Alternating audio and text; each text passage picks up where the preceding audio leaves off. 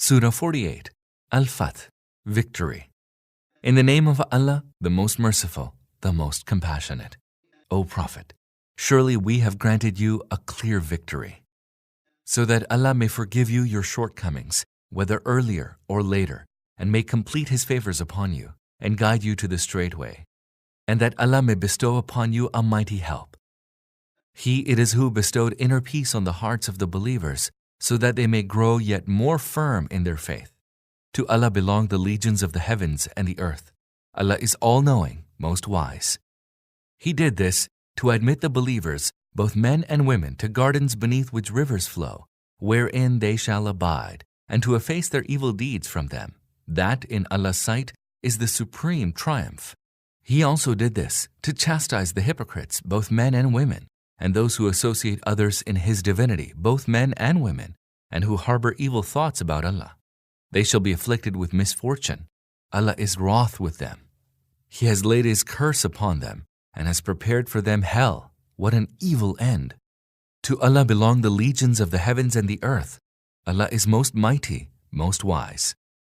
O Prophet, we have sent you forth as a witness, as a bearer of good news, and as a warner, so that all of you may all believe in Allah and His Messenger, and support Him, and revere Him, and celebrate Allah's glory, morning and evening. Those who swore fealty to you, O Prophet, in fact swore fealty to Allah. The hand of Allah is above their hands, so whoever breaks His covenant breaks it to his own hurt, and whoever fulfills the covenant that he made with Allah, He will bestow on him a great reward. O Prophet, the Bedouins who are left behind say to you, we were occupied with our goods and families, so ask forgiveness for us. They say with their tongues what is not in their hearts. Say to them, who can be of any avail to you against Allah if He should intend to cause you any harm or confer upon you any benefit? Allah is well aware of all that you do. But the truth is not what you say. You had imagined that the Messenger and the believers would never return to their families, and this notion was embellished in your hearts. You harbored an evil thought, and you are an immensely evil people. As for those who do not believe in Allah and His Messenger, for such unbelievers we have prepared a blazing fire. To Allah belongs the kingdom of the heavens and the earth. He forgives whom He pleases and chastises whom He pleases. He is most forgiving, most compassionate.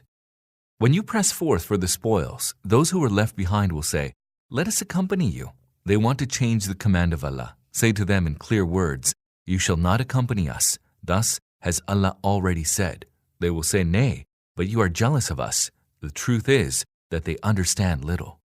Say to the Bedouins who were left behind, you will be called against those who possess great might and be asked to fight against them unless they surrender. If you obey the command to fight, Allah will bestow upon you a goodly reward. But if you turn away, as you turned away before, He shall inflict upon you a grievous chastisement. There is no blame on the blind, nor on the lame, nor on the sick, if they do not go forth to fight. Allah will admit those who obey Allah and His Messenger to the gardens beneath which rivers flow, and will inflict a grievous chastisement on those who turn away. Allah was much pleased with the believers when they swore fealty to you under the tree. He knew what was in their hearts, so He bestowed inner peace upon them, and rewarded them with a victory near at hand. And with abundant spoils which they shall acquire, Allah is most mighty, most wise. Allah has promised you abundant spoils which you shall acquire. He has instantly granted you this victory, and has restrained the hands of people from you, that it may be a sign for the believers, and He may guide you to a straight way. He also promises you other spoils which you have not yet taken, but Allah has encompassed them. Allah has power over everything. Had the unbelievers fought against you at that time, they would have turned their backs in flight and would have found none to protect or help them. Such is Allah's way that has come down from the past. Never shall you find any change in the way of Allah. He it is who restrained their hands from you, and your hands from them in the valley of Makkah, even though He had made you victorious against them. Allah was watching all that you did. They are the ones who disbelieved and barred you from the inviolable mosque, and prevented the animals you had designated for sacrifice from reaching the place of their offering. If it had not been for the believing men and believing women who lived in Makkah and whom you did not know, and had there not been the fear that you might trample on them and unwittingly incur blame on their account, then fighting would not have been put to a stop. It was stopped so that Allah may admit to His mercy whomsoever He pleases. Had those believers been separated from the rest, we would certainly have inflicted a grievous chastisement on those of them, i.e., the Meccans who disbelieved. This is why, when the unbelievers set in their hearts a fierce bigotry, the bigotry of ignorance, Allah bestowed inner peace upon His messenger and upon the believers, and made the word of piety binding on them. They were more deserving and worthier thereof. Allah has knowledge of everything. Allah indeed showed His messenger the true vision, one fully in accord with reality. If Allah so wills, you shall certainly enter the inviolable mosque in full security.